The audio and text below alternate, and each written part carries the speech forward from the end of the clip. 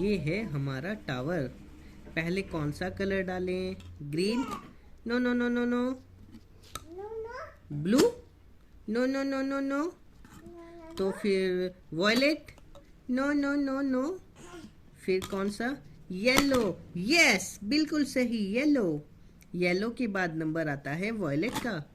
No no no no. तो green? No no no no. तो फिर orange? No no no no no no. तो फिर sky blue. Yes, sky blue.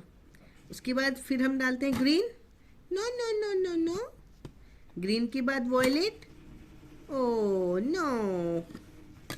तो फिर ऑरेंज। Yes, orange.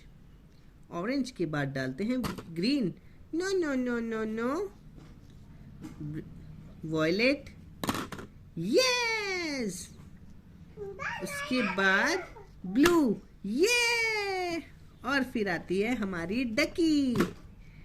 डकी कैसे करेगी? Quack quack quack quack quack quack quack quack quack quack quack quack quack quack quack quack.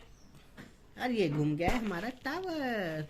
अरे वाह, ये घूम गया है, हमारी डकी भी घूम रही है। अरे वाह।